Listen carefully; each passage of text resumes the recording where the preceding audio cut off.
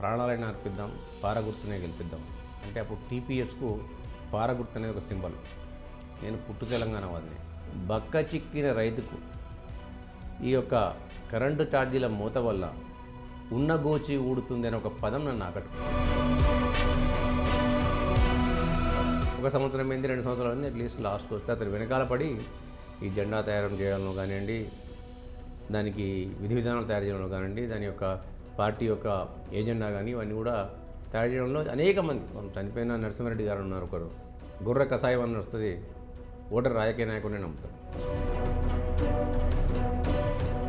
అల్టిమేట్గా ఇచ్చింది ఎవరండి? కాంగ్రెస్ పార్టీ ఇచ్చింది కదా తెలంగాణ. ఒక్కొక్కరు ఇండివిజువల్గా ఇలా కేసీఆర్ గారి ఇంట్లో, అదే కేటీఆర్ గారు కూడా తెలంగాణ వాదానికి వ్యతిరేకమే. ఏమంటారు? హాయిగా చెట్టు కింద ఉన్నాం మేము, మమ్మల్ని తీసుకొచ్చి బయట ఎందుకు పడేస్తారు మీరు? మా నాన్నగారు తెలుగుదేశం పార్టీలో డిప్యూటీ స్పీకర్ హోదాలో ఉన్నారు, ఎందుకు వస్తారని చెప్పి అనేకమైన లెటర్లు రాసిందని చెప్పి నేను పేపర్ కథనాలు మీడియా కథనాలని విన్నాను నేను.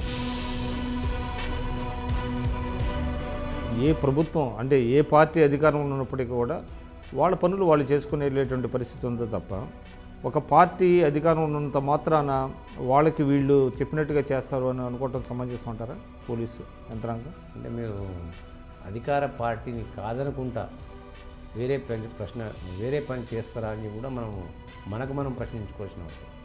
కానీ ఈరోజు చూసుకున్నట్టయితే ట్రాన్స్ఫర్ నుంచి మొదలుకుంటే ప్రమోషన్ల వరకు అన్నీ కూడా ఏ రకంగా జరుగుతున్నాయో.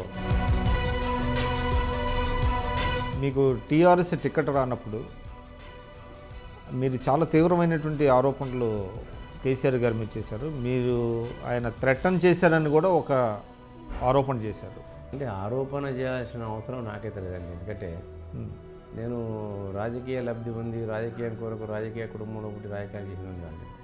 ఒక తెలంగాణ ఉద్యమవాదిని, తెలంగాణవాదిని. ఆ రోజు నాకు టికెట్ ఇస్తా అని చెప్పి, నాకు బీఫామ్ ఇస్తా అని చెప్పి నేను రమ్మన్న తర్వాతనే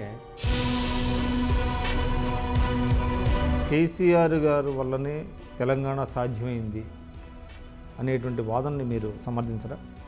లేదండి, కాంగ్రెస్ పార్టీ వలన, సోనియా గాంధీ వల్లనే తెలంగాణ సాధ్యం. ఎందుకంటే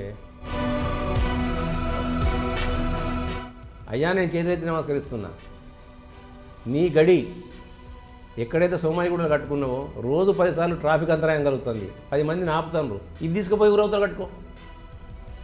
అంటే ప్రగతి భవన్ అంటారా? ఆ ప్రగతి భవన్ వారు ఉండే ముఖ్యమంత్రి ప్రగతి భవనమో ఏ భవనమో నాకు జ్ఞాపకం లేదు, కానీ ఆ భవనాలు తీసుకుపోయి బయటపడి రోజు 10 సార్లు ఆపుతాను ట్రాఫిక్. మాకు ఇటీవల కాలంలో జరిగినటువంటి ఏ ఎన్నికలు చూసినా కూడా టీఆర్ఎస్ అద్భుతమైనటువంటి విజయాలు సాధించింది.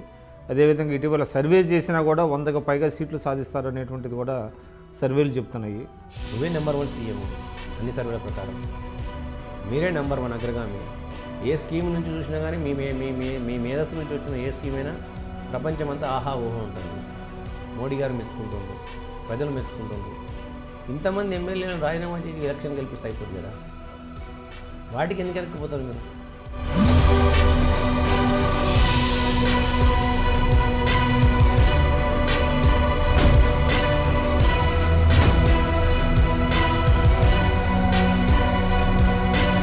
నా పేరు కేకే మహేందర్ రెడ్డి, నేను కాంగ్రెస్ నాయకుడిని. నా ఇంటర్వ్యూ త్వరలోనే ఐ డ్రీమ్స్లో ప్రసారం చేయబడుతుంది, దయచేసి దాన్ని చూడగలరు.